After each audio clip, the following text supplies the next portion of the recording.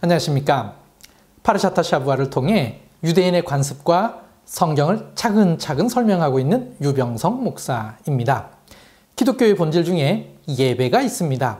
그리고 그 예배의 중요한 요소 중에 기도가 있습니다. 과연 유대인들도 그럴까요? 특이하게도 히브리어에 엄밀한 의미에서의 예배라는 단어가 없습니다. 구약에 예배라고 번역된 단어는 주로 히슈타카베라는 단어인데 경배하다, 엎드리다 라는 뜻입니다. 오히려 우리가 예배라고 생각되는 것을 표현하는 히브리어 단어는 트필라입니다. 직역하면 기도입니다. 다시 말해 유대인은 예배와 기도가 구분되는 것이 아니라 같은 개념으로 사용하고 있다는 것입니다. 왜 그런지 차근차근 설명하겠습니다. 먼저 어원에 대한 설명입니다. 기도를 히브리어로 트필라라고 합니다. 트필라는 팔랄이라는 동사의 명사형입니다. 이 동사는 크게 두 가지 의미가 있습니다. 첫째, 바라다, 원하다. 둘째, 판단하다, 재판하다입니다. 그런데 히트 파일 형태로 사용되면 기도하다라는 뜻이 됩니다. 그래서 유대인 전승에서는 단어의 어근을 통해 기도를 이렇게 이해합니다. 기도는 내가 하나님께 바라는 바를 말하고 하나님께서는 그것에 대해 판단해 주시는 것이다. 그러므로 기도를 통해 하나님과 관계가 유지되고 그와 교통이 유지됩니다. 아울러 기도를 통해 하나님의 판단을 들을 수 있다는 것이죠. 그래서 유대인은 하루에 기도를 3번씩 합니다. 그럼 왜 3번의 기도를 할까요? 몇 가지 해석이 있습니다. 첫째, 가장 쉬운 대답으로 성경 구절에 매일 3번 기도했다는 표현이 있기 때문입니다. 시편 55편 17절 저녁과 아침과 정오에 내가 근심하여 탄식하리니 여호와께서 내 소리를 들으시리로다. 다니엘 6장 10절 다니엘이 이 조서에 왕의 도장이 찍힌 것을 알고도 자기 집에 올라가서는 윗방에 올라가 예루살렘으로 향한 창문을 열고 전에 하던 대로 하루 3번씩 무릎을 꿇고 기도하며 그의 하나님께 감사하였더라. 둘째, 유대인 전승에서는 족장들이 만들었기 때문이라고 합니다. 아브라함은 아침 기도, 이삭은 오후 기도, 저녁 기도는 야곱이 만들었다고 합니다. 그러므로 족장의 전승에 따라 일찍부터 하루에 3번씩 기도했다고 합니다. 셋째, 성막과 성전의 제사를 기념하고 기억하기 위해 3번 기도한다는 것입니다. 민수기 28장 4절에 의하면 상번제로 아침에 어린 양 1마리, 해질 때 또 1마리씩 드렸습니다. 아침 기도는 성전의 아침 제사를 위해 들어오는 제물을 상징하는 것이고 오후 기도는 해질 때의 2번째 제물을 상징하는 기도입니다. 저녁 기도는 그 다음날 상번제로 드려질 제물을 기억하기 위해서 하는 기도라고 했습니다. 저녁에 다음날 드려지게 될 제물에게 마지막 먹이를 주면서 그 제물을 위로했는데 저녁 기도는 이를 기념하는 것이라 했습니다. 이 설명에 따르자면 유대인들은 일찍부터 기도는 곧 성막 혹은 성전에서 드려지던 희생 제물을 기억하고 기념하는 것입니다. 그러니 성전이 파괴된 이후에는 유대인에게는 기도는 곧 희생제사와 동일한 개념이 되었고 이것이 곧 하나님께 예배를 드리는 것과 동일한 개념이 된 것입니다. 아침 기도를 히브리어로 트필랏 샤카리트라고 합니다. 새벽 미명이 밝아올 때부터 하루 해의 3분의 1이 되기 이전에 하는 기도입니다. 오후 기도는 트필랏 민하라고 합니다. 민하는 제물이라는 뜻입니다. 그러니 성전의 희생제사와 기도가 연관되어 있음을 기도의 명칭을 통해서도 알 수 있습니다. 정오부터 해지기 직전까지 시간 내에 하는 기도를 말합니다. 저녁 기도는 트필랏 아르비트라고 합니다. 해가 진 후 완전히 어두워지기 직전에 하는 기도를 말합니다. 평일에는 이렇게 3번 기도합니다. 그런데 안식일, 명절, 월삭 때에는 아침 기도 이후에 트필랏 무사프를 추가로 합니다. 무사프는 평일에 드려지는 상번제 이외에 특별한 날에 더 드려지는 추가 희생 제물을 뜻합니다. 그러니 이 기도도 역시 성전에서의 희생 제사를 기념하는 기도입니다. 대속죄일에만 있는 5번째 기도가 있습니다. 트필랏 네일라라는 기도입니다. 이는 대속제일 저녁 기도 이후에 추가로 하는 기도입니다. 일상생활 중에 하는 공식적인 기도는 이렇게 5가지의 기도가 있습니다. 회당 안에서 하는 특별한 기도가 있습니다. 트필랏 슈모나 에스레라는 것입니다. 직역하면 18기도문입니다. 이 기도를 할 때에는 모두 자리에서 일어나서 한다고 해서 트필랏 아미다라고도 합니다. 이 기도문만큼은 민얀 규정, 즉 10명 이상이 있어야 이 기도문을 할 수 있습니다. 사실 이 기도문 속에는 기독교인을 저주하는 내용이 들어 있습니다.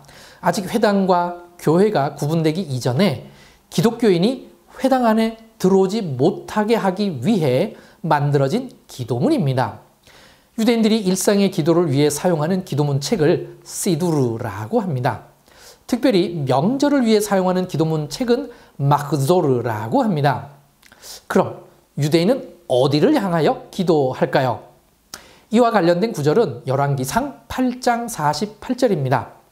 자기를 사로잡아간 적국의 땅에서 온 마음과 온 뜻으로 주께 돌아와서 주께서 그들의 조상들에게 주신 땅, 곧 주께서 택하신 성읍과 내가 주의 이름을 위하여 건축한 성전이 있는 쪽을 향하여 주께 기도하거든.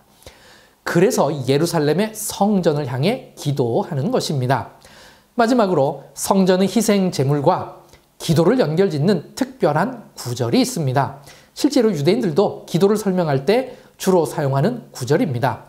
호세아 14장 2절. 너는 말씀을 가지고 여호와께로 돌아와서 아뢰기를 모든 불의를 제거하시고 선한 바를 받으소서. 우리가 수송아지를 대신하여 입술의 열매를 주께 드리리이다. 입술의 열매가 곧 기도입니다. 희생제사 대신에 하나님께 드려지는 것입니다. 기도의 본질을 이해하는 데 중요한 구절입니다. 기도에 대한 유대인의 관습과 전통을 통해 우리에게도 유익한 교훈이 됩니다. 그들에게는 없는 특별한 것이 우리에게는 있습니다. 우리는 이 모든 기도를 예수님의 이름으로 하는 것이 그들과의 차이입니다.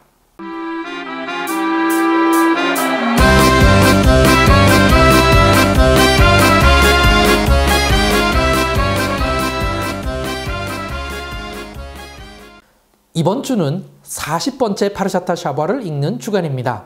제목은 발락입니다. 본문은 민수기 22장 2절에서 25장 9절까지입니다. 발락은 사람 이름입니다. 발락의 주요 내용은 발락이 발람을 고용하다, 나귀를 타고 천사를 본 발람, 발람의 예언, 부올에서의 불순종입니다. 이번 파르샤타 샤부아에서는 주인공이 둘 다 이스라엘 백성이 아닙니다. 발락과 발람은 모두 이방인입니다. 실제적으로는 발람이 더 많이 나오지만 파르샤타 샤부아의 제목은 발락입니다.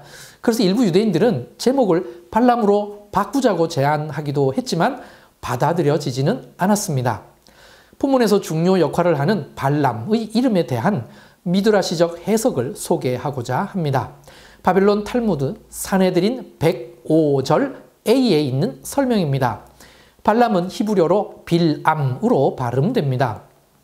유대인 전승에서는 빌람이라는 인물을 그의 이름의 뜻을 분석하는 것으로 설명하려는 시도가 있었습니다. 첫째, 빌암은 베로암의 줄임말로 보았습니다. 직역하면 백성이 아닌 곳에 속한 혹은 백성이 아닌 곳에 있는으로 해석할 수 있습니다. 그러니 발람은 절대로 이스라엘 백성이 될 수 없는 것입니다. 더더욱 천국 백성은 될 수 없는 인물이었습니다. 둘째, 빌벨암의 줄임말로 보는 것입니다. 그러면 백성을 어지럽히다, 백성을 혼란스럽게 하다는 뜻이 됩니다. 하나님의 백성을 어지럽히고 혼란스럽게 하는 것이 그의 존재의 목적이었다는 것을 그의 이름을 통해 알 수 있습니다. 셋째, 그는 부올의 아들 발람이었습니다. 아버지 이름이 부올입니다. 아버지 이름도 특이합니다. 민수기 20장 4절, 8절, 11절에 짐승이라고 번역된 히브리어 단어는 베이르입니다. 신기하게도 자음이 같습니다. 뭔가 시사하는 부분이 있습니다. 한국어로도 짐승 같은 사람은 아주 부정적인 의미입니다.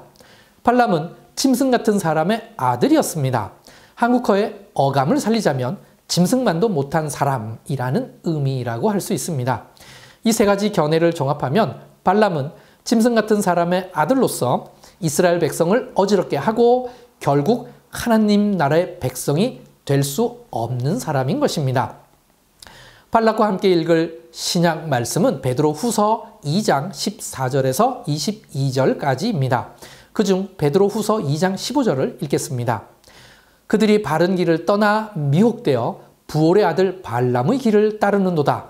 그는 불의의 삭슬 사랑하다가.